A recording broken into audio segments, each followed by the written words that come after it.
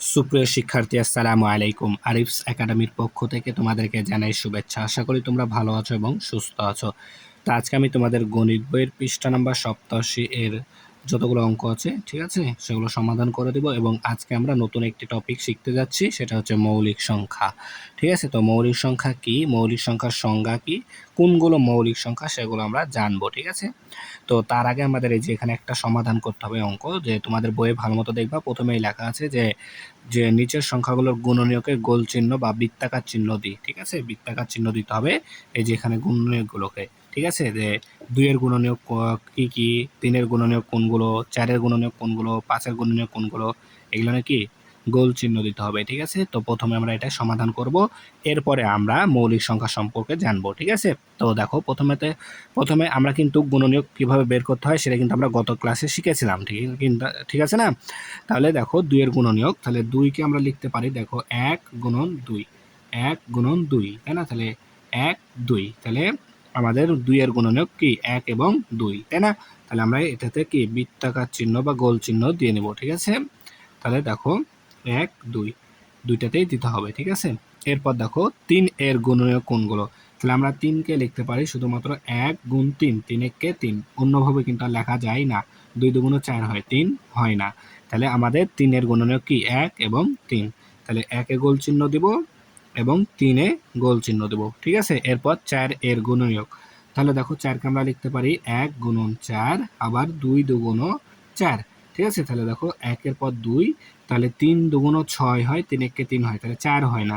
ঠিক আছে, তাহলে আমাদের হবে কি গুণনীয়ক 1 2 4, 1 2 4, তাহলে 1 2 আর হচ্ছে 4।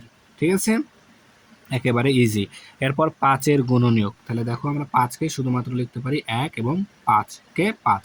ঠিক আছে, তাহলে 1 আর 5ই হবে 5 এর গুণনীয়ক, আর কোনো সংখ্যা দ্বারা 5 কে আমরা ভাঙতে পারি না। তাহলে আমাদের গুণনীয়ক 5 এর গুণনীয়ক কি 1 এবং 5।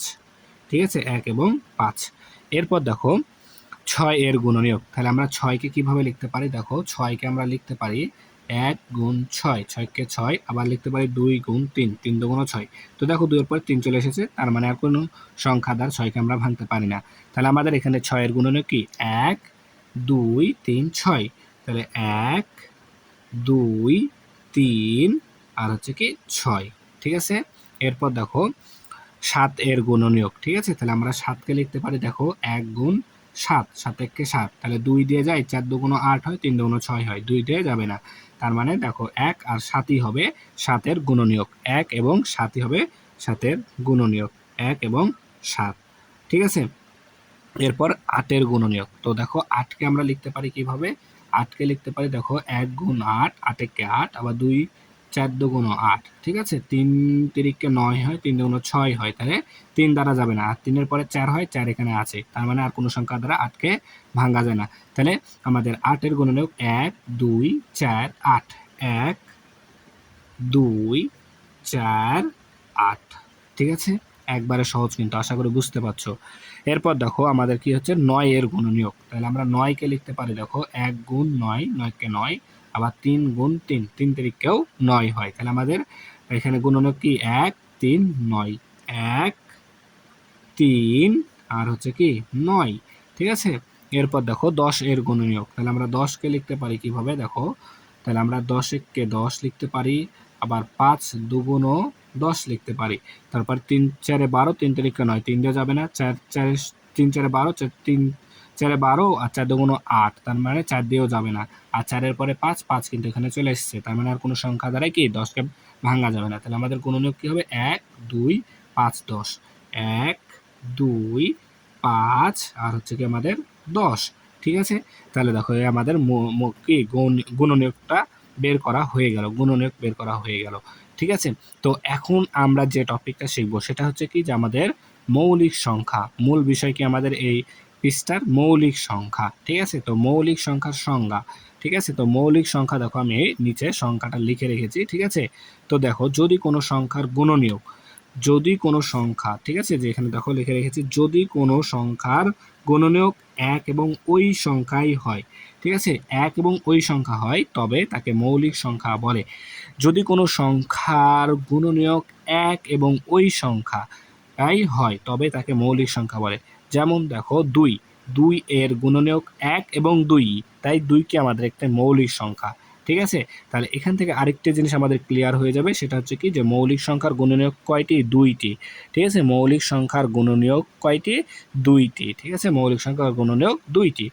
তাহলে দেখো, তাহলে আমরা সংজ্ঞা অনুযায়ী এখন যদি এই উপরেরটাতে মিলাই যে আমাদের মৌলিক সংখ্যা কোনগুলো, তাহলে দেখো, তাহলে 2টি যাদের যাদের গুণনীয়ক 2টি, যাদের গুণনীয়ক 2টি তারা কি মৌলিক সংখ্যা।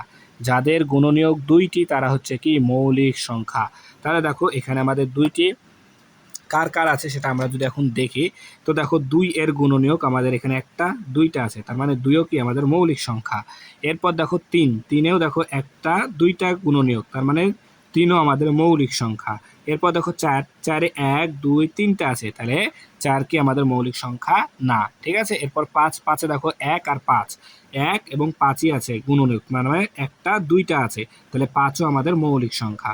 এরপর 6-এ যদি দেখি, দেখো 6, 6 আছে 1, 2, 3, 4টা আছে, তাহলে 6 আমাদের মৌলিক সংখ্যা হবে না। 7, 7-এ দেখো আছে একটা 2টা, তাহলে 7ও কি আমাদের মৌলিক সংখ্যা। ঠিক আছে, এরপরে যদি 8-এ দেখি, 8-এ দেখো আছে একটা 2টা 3টা 4টা, তাহলে 8 কি আমাদের মৌলিক সংখ্যা হবে? হবে না। তারপরে 9-এ দেখো, 9-এ আছে আমাদের একটা 2টা 3টা, তাহলে 9ও কি আমাদের মৌলিক সংখ্যা নয়। 10, 10-এ দেখো একটা 2টা 3টা 4টা আছে, 4টা, তার মানে 10ও আমাদের মৌলিক সংখ্যা নয়। ঠিক আছে, তাহলে যারা মৌলিক সংখ্যা নয় তারা কি সংখ্যা? আবার তারা কিন্তু যৌগিক সংখ্যা। ঠিক আছে, অর্থাৎ তাদের কি একাধিক আমাদের কি আছে? গুণনীয়ক আছে, এজন্য তারা আমাদের মৌলিক সংখ্যা নয়।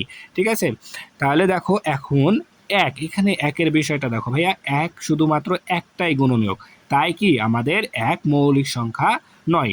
ঠিক আছে, তাহলে 1-এর গুণনীয়ক 1টি, এজন্য কি 1 আমাদের মৌলিক সংখ্যা নয়। ঠিক আছে, তোমাদের প্রশ্ন করতেও পারে, কিন্তু তোমাদের স্যার ম্যাডামে প্রশ্ন করতে পারে যে 1 কেন মৌলিক সংখ্যা নয়, তখন তোমরা ঝট করে উত্তর দিয়ে দেবা যে কি মৌলিক সংখ্যা হতে হলে কমপক্ষে 2টা গুণনীয়ক থাকতে হবে। ঠিক আছে, তো 1-এর শুধুমাত্র একটাই গুণনীয়ক, এজন্য 1কে আমাদের মৌলিক সংখ্যা নয়। ঠিক আছে, আবার যৌগিক সংখ্যাও কিন্তু নয়। ঠিক আছে, 1 হচ্ছে নিরপেক্ষ মানুষ। ঠিক আছে, তাহলে আশা করি তোমরা ওটা বুঝতে পেরেছো।